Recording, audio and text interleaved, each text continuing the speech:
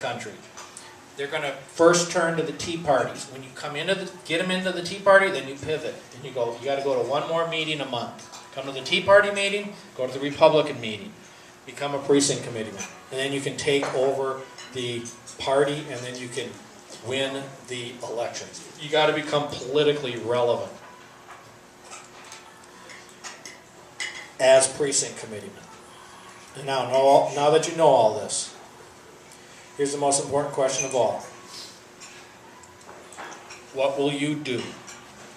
If I could only spend 2 hours a month on politics, I'd spend it where the real ball game is played, at my monthly Republican committee meeting. It takes about 2 hours a month, because that's the best place for me to caucus with other conservatives, to get out the vote.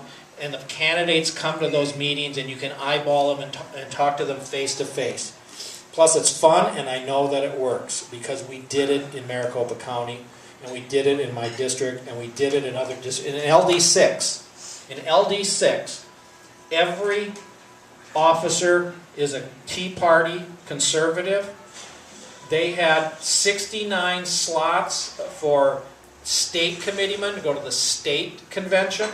They had a slate of 69 candidates. They were all Tea Party candidates, and all 69 won. Wow. Okay. In my district, we had 38 or 39 slots. We elected maybe 24 or 25 known conservatives. And then see, there's this other group I call them MINOs, moderates in name only. There's a whole bunch of people who are really conservative, but they don't want anybody to know it.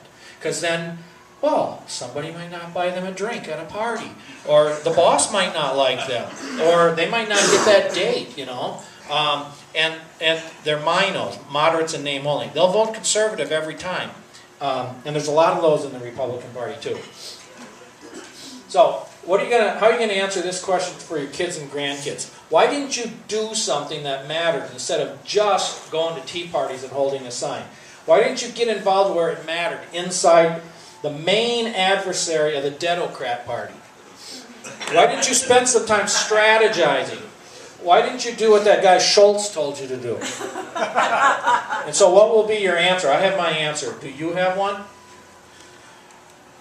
So here are some resources. I told you already, MaricopaGOP.org, AZGOP.org. My blog is theprecinctproject.wordpress.com. I've got some flyers here I'll give you. I got some handouts I'll give you that has it on it. I'm Dan Schultz. That's my phone number. I'm a precinct committeeman in LD17, and I'm an at-large member on the county committee. And then I want to tell you one more thing, and that is redistricting. Redistricting's coming. All the district lines are going to change. Well, here's why it's important. We just had leadership elections. We're going to have leadership elections after the district lines are drawn. Now, let me tell you something. I read the elections code. It's online. Anybody can find it. And it said in there something really interesting. And believe it or not, Rob Haney and Tom Husband, the chairman of the party in Maricopa County and the executive director, they didn't know this. The legislature, after the lines are drawn, has to pass a statute that says these are the new lines. Okay? Who's ever either an elected PC or an appointed PC, 30 days before that date, gets to vote in the new leadership elections.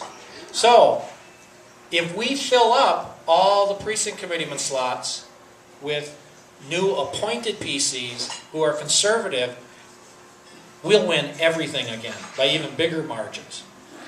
And you'll be able to vote in those votes that are taken